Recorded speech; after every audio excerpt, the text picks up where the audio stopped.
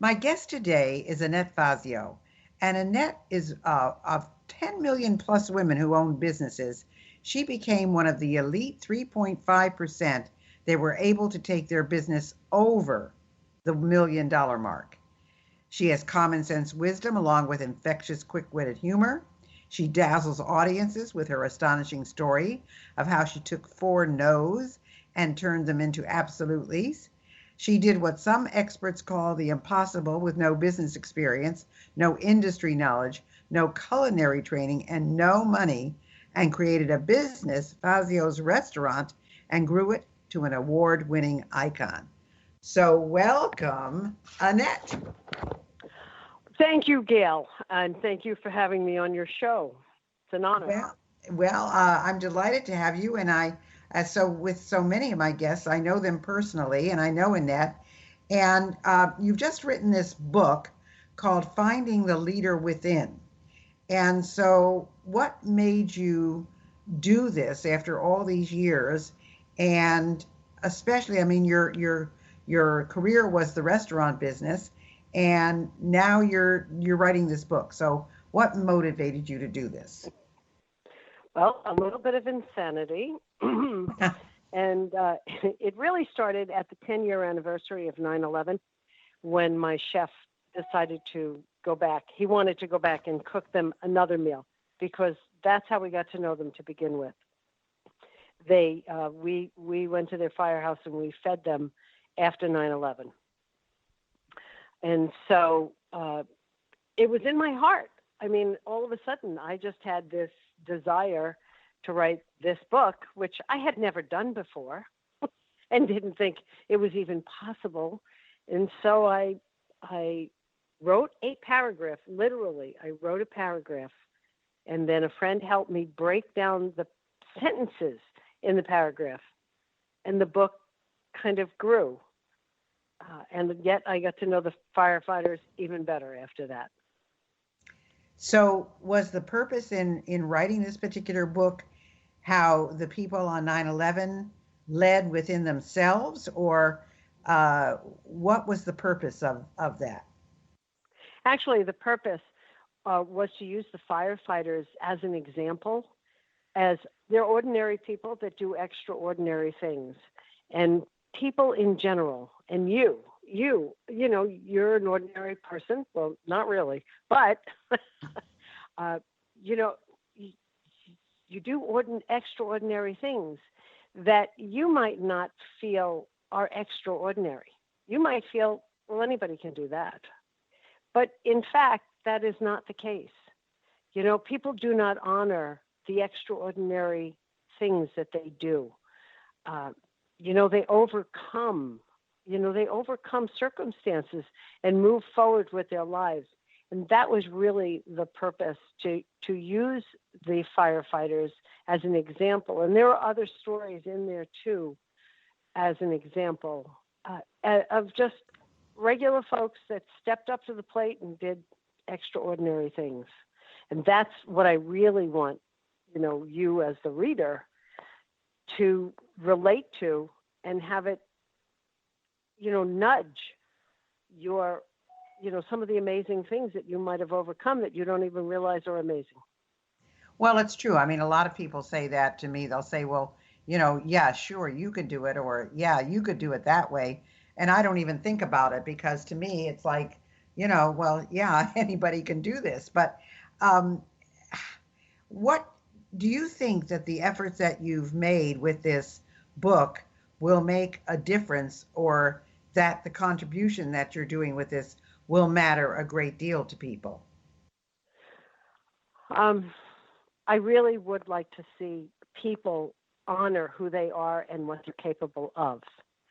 That was the main purpose of this book. Read the book and discover, because at the end of every chapter, there are questions, and they're built to relate to the chapter, relate to the stories, and then help you, the reader, unearth their own stories. I mean, you hear one thing and you go, oh, it's just like you listen to people in a conversation, and one story comes up, and then they go, oh, wait, yeah, I know. There was a time just like that, and that's what the book is designed to do, to help the reader realize their own stories and give So, them credit and honor them. so we this show is about living regret free. Um, what's your best take on living a regret free life? Really following what's in your heart. When a person when a person says, "I knew it," um, and then you don't do it, it just kind of lives with you. When you don't follow that inner voice, that quiet voice that quietly directs you, and then you ignore it, and then you wind up slapping yourself in the forehead, saying, "I knew it." I mean, that's that's a regret. You wanted to do it, you didn't do it, you didn't pay attention. Maybe you looked into the future and plotted out the whole thing. You figured out the entire scenario, including the outcome, and then decided it was either way too much work or you wouldn't really make a difference, and then regret doing it. And unfortunately, that regret, it doesn't go away. It just kind of lives. It kind of rents an apartment in your head and then bothers you for a lot of years. So if you feel it, if you feel that you should be doing something, and you can start with little tiny baby steps, because 4 steps into it, you may realize, this isn't really for me, but you at least gave it a chance. And then the regrets are no longer there because you tried. You tried, and you went for it. Whether it was something little, whether it was something big, it's not living in your head saying, "Why didn't you do that?" Well, it seems like that might be why you wrote the book, because that was running around in your head and you'd experienced, 9/11 and all of that. So, do you have any regrets about the path that you're on? Uh, I have I have one regret, uh, because most of the other ones I've actually looked at and said, you know what, that's not a regret. I'm whatever happened has moved my life forward and given more things. But I did have a piece of property once. When my restaurant, I got out of the restaurant business, or I leased my restaurant because my husband died. And, it was just to walk around the place and say, "Hi, how is everything? And how are you?" It just became a real burden on my heart. I still love people, but it was a big restaurant. I had a big restaurant. So I leased it out, and they truly kind of ruined it in less than 2 years. And I just wanted to close the restaurant. I wanted to close the building and just say, put it on the line. Everybody went, "No, you can't do that.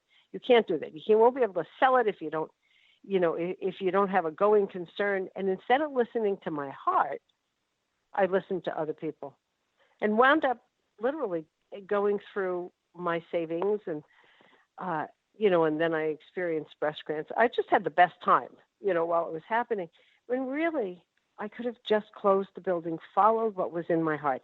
That is a regret, that I did not listen to my inner voice, my leader within, and pay attention to other people. And that might be, it's a humdinger, but it might be my only regret. And I've done a lot of inner soul searching. So if I'll leave it at that. It's just Well, that I it didn't understand what grow you're my saying life. because when Yeah. I sold my first business, and it was really my baby, I had had it for 21 years and I had built it up quite nice.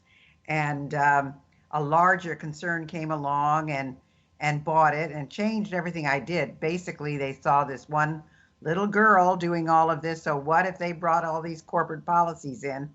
Well, they were out of business in a year. So, and of course, it just killed me because it was my baby. But that is one of the things that happens in life. So, do you think that the book that you've written, this Finding the Leader Within, is tied into living a regret-free life?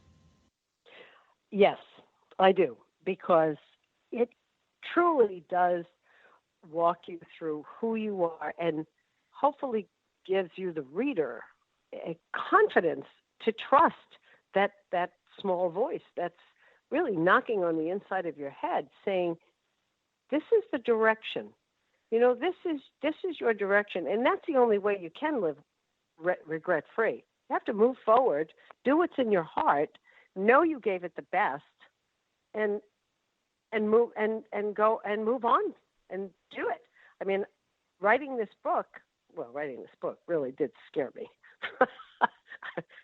So just because you move forward and you're following the small voice doesn't mean that it's not scary.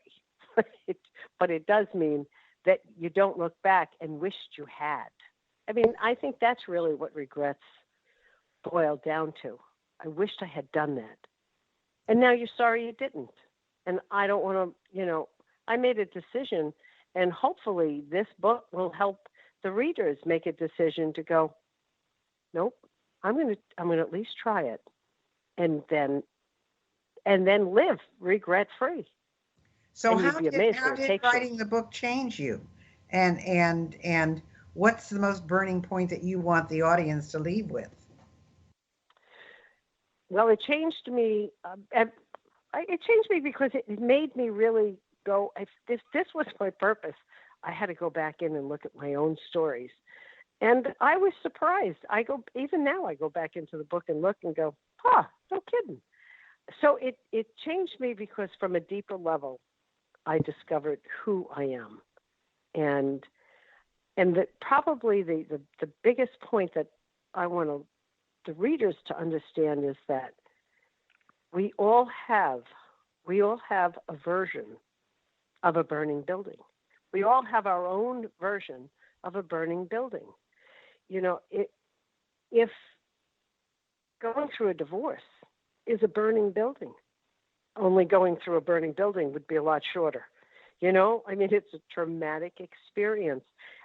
Taking care of a sick parent or a sick husband, that's a traumatic experience, and you go through it. You've just done something that is extraordinary, because there are people that will run. They will run from those responsibilities or taking on something like that. I mean, I know a woman who lost her home from illness. She's back on her feet now and healthy, but she had to start all over again. So as far as I'm concerned, running into a burning building is easier. So right. I mean, it is amazing what some people have gone through and how they come out the other side, and other people who can't seem to deal with it. So it is true, that of course it's how you respond to life and how you look at things. So how will you know that your efforts have made a difference, or that the contribution that you're making with this book matters? Okay, great question, because you don't. You don't. You really don't, because it's not about the accolades that you're going to get by taking those actions. It's about what you feel is right and what you want to do to make a difference. And if no one else sees it, well, then no one else sees it, but you just did. You feel better, just like the mother. Well, let's take a mother who stays home, who chooses to raise her children and give up corporate life. She's giving up some things, but that's what is making her heart sing, to watch those children, or to go volunteer at the hospital, or just to do these. And I mean, other people might say, you don't even have time for that. Why are you doing that? Well, you're doing it because you want to do it. And that's the whole purpose. What makes your heart sing? What do you feel? So you don't know if you made a difference. I mean, every once in a while, yeah, we get the accolades and the big pat on the back, and somebody actually recognizes the effort.